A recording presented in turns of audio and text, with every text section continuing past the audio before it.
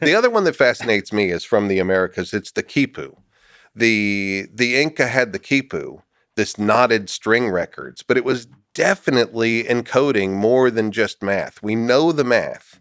I know lots. I can do the math Quipus and figure out what they're totaling and things. Yeah, there's a Quipu right there. Quipu are recording devices fashioned from strings historically used by a number of cultures in the region of India and South America. A Quipu usually consists of cotton or camel fiber strings. So there's a set of strings and they're supposed to what? To be saying something? There's one long string that the little ones dangle off of, and each one of the dangling strings have sets of knots on them.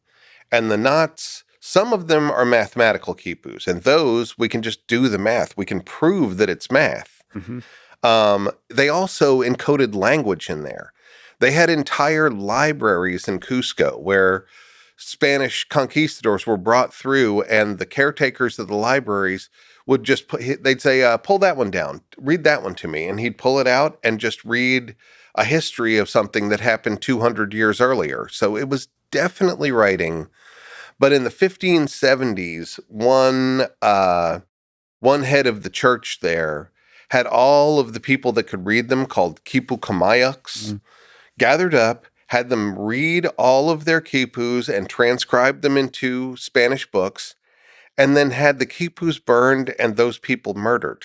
Okay. Well, there you go. And so we can't break the code still today, but we know it was absolutely a written language. Though it wasn't written, it was weaved or knotted. And there's still some Quipus available that could be... I think now we've just crossed the 1,000 mark. So we have 1,000 Quipus. There's enough to break the code. And I think this generation might be the one that does it. It's sad that so few have survived. Yeah. I mean, 1,000 is good, but it's...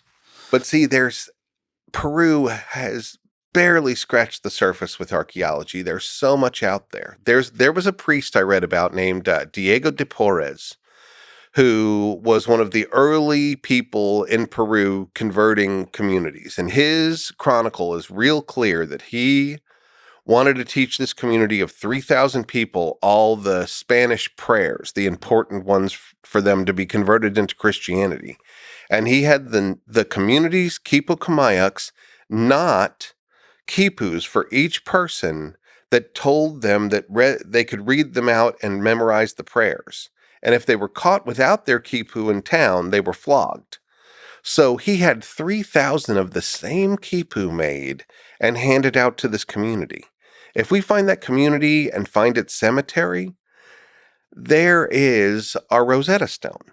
You know, it is probably the case that there is somebody in Peru and maybe a large community that knows this language, that understands.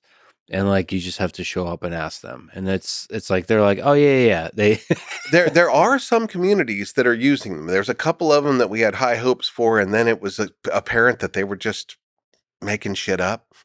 they didn't actually know how to read it. They just knew it used to be read. So they like made a bunch of stuff about what it says and they bring it out and they act like they can read it. But then when you ask them the details, they don't know. Yeah. But then on a much simpler level, there's llama herders who keep a string in their pocket, and they've got the knots equaling how many llamas they have, and then they have subcategories of information like this one's sick, we've lost these ones, this one's pregnant. So they have these more simple and more mathematical quipus, but they're using them to effect as a record.